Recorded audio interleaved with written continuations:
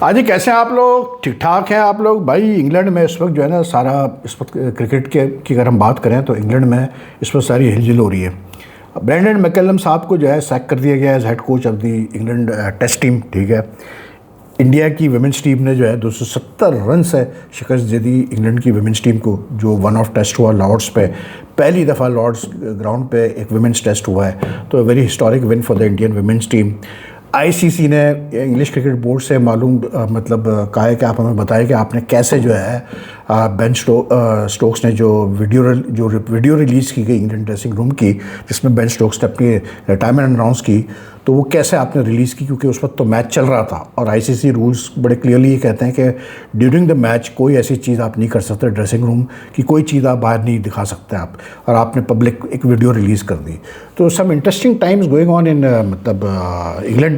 Plus फिर India की men's team है वहाँ पर, वनडे सीरीज़ भी स्टार्ट हो रही है कल से, और जो बड़े शिकरे हैं इंडियन क्रिकेट के, रोहित शर्मा हो, बुमराह हो, कोहली हो, केएल राहुल हो, ये सारे पहुंच चुके हैं, कुलदीप अपना ये सब पहुंच चुके हैं वहाँ पर वनडे सीरीज़ के लिए। कल पहला वनडे है, तो इंटरेस्टिंग टाइम्स। बाकी फिर फुटबॉल वर्ल्ड कप भाई सेमीफाइनल स्टेज आ चुकी है, और चारों जो है वो कैसे बोलते हैं टीमें जो आई हैं वो ऐसी टीमें हैं कि किसी पे भी आप हाथ रख के कह सकते हैं कि हाँ यार ये जीत सकती है वर्ल्ड कप।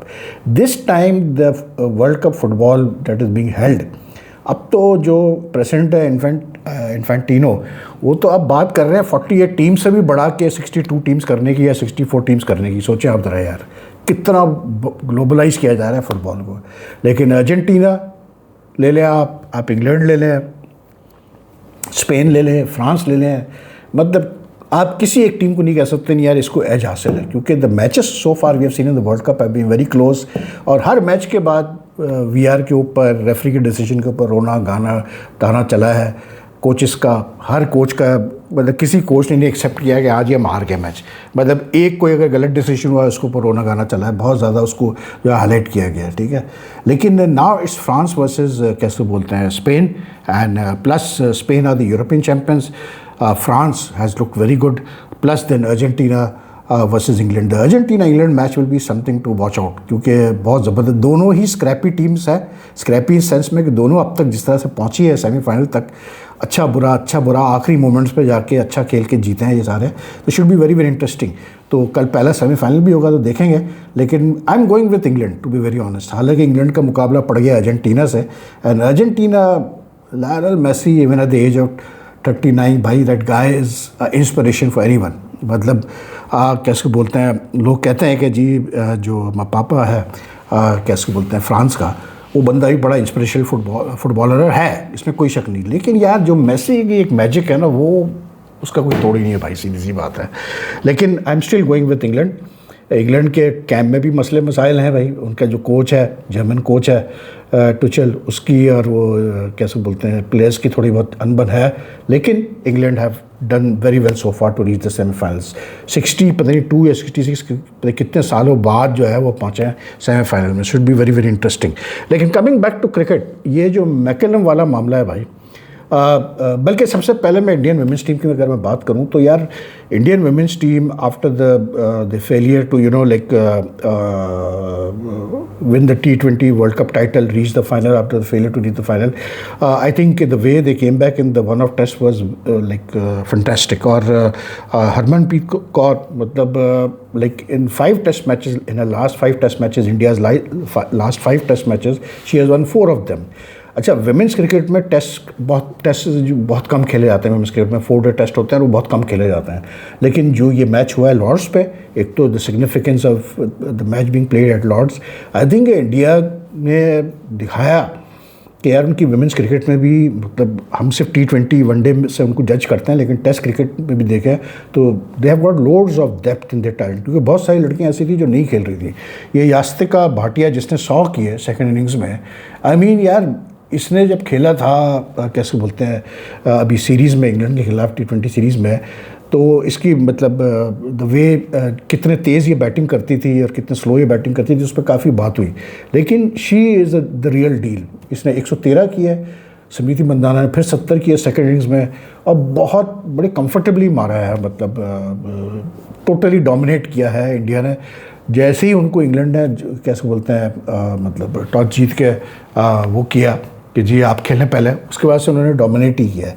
और उसका फिर जो बॉलिंग में भी अगर आप देखें तो लाइक इसने सेकेंड इनिंग्स में ये अपना स्नेह राणा ने जो है ऑफ स्पिनर है, इसने 4 विकेटें ली, फिर क्रांति गौर जिसने 5 विकेटें ली थी फर्स्ट इनिंग, उसने भी 2 ली। But I think the England women's team had not got over their what you call it T20 World Cup final defeat to Australia, क्योंकि they didn't look to be the part.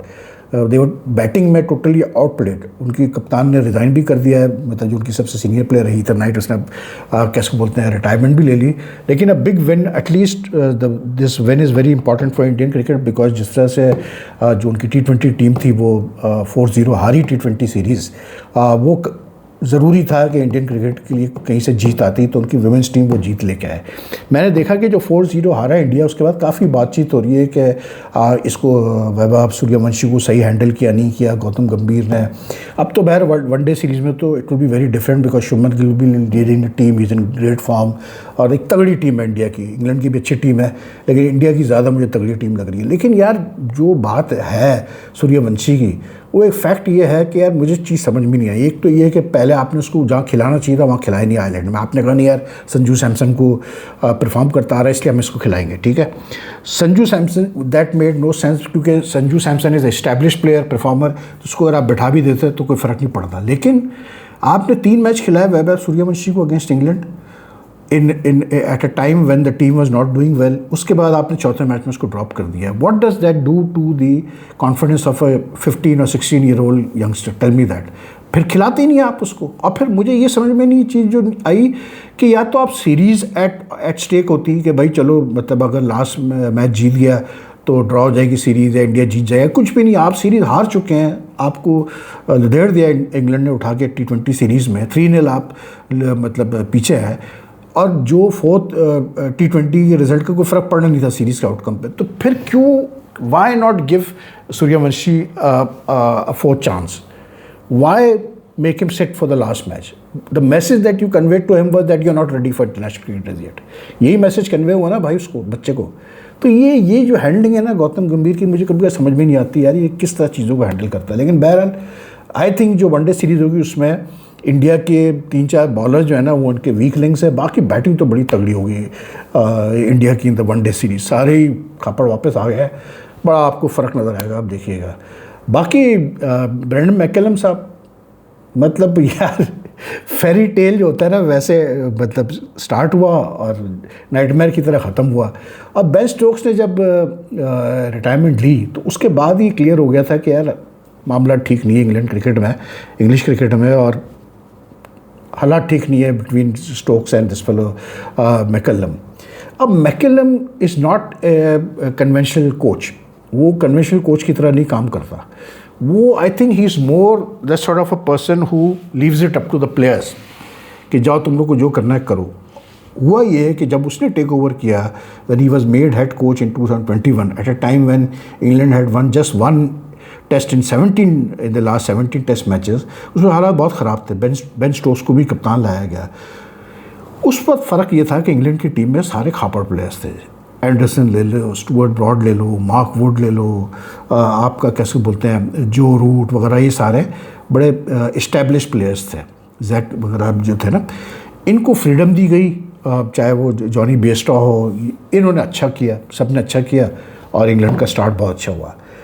जो मतलब change आया England, I think जो McCullum handle नहीं कर पाया, वो ये नहीं हैंडल कर पाया कि जब जो यंग लड़के आगे आए, यंग प्लेयर्स आगे आए, जैसे जैक क्रॉली वगैरह ये सब आए, ओली पोप वगैरह, शायद मैकलम नहीं हैंडल कर पाया, उनको बताया नहीं पाया कि किस तरह तुमने खेलना है, या शायद वो नहीं समझ पाए कि ये जो कॉन्सेप्ट था कि तेज़ खेलने का मतलब अंडर एनी सर्कमस्टेंसेस किस तरह से उसको अडॉप्ट करना है, क्या करना है, जिसकी वजह से सारा तितर बितर हो गया।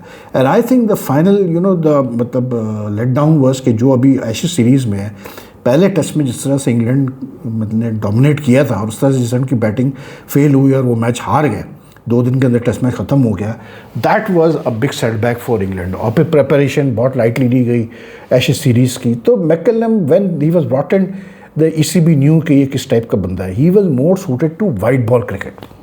ही was more suited as a white ball coach, जो कि अभी भी है वो. लेकिन टेस्ट के लिए ठीक है, till it lasted it was good.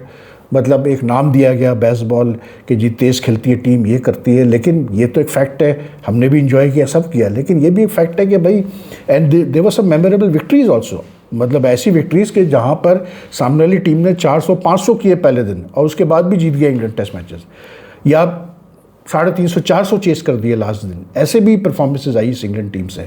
I mean McCullum was head coach for around 49 test matches, जिसमें से 27 वो जीता, 2 ड्रॉ हुए और 20 हारा. तो इक्वल चल रहा था. जब आप इस किस्म की स्ट्रेटजी से चलते हैं, जिस तरह से वो चलता था कि तेज़ खेलना है, हर सूरत में तेज़ खेलना है, कोई फ़र्क नहीं पड़ता क्या पोजीशन है मैच की, तो फिर यही इसी तरह का आपका परसेंटेज आएगी विन की और लूज़ की. सीधी सी बात है.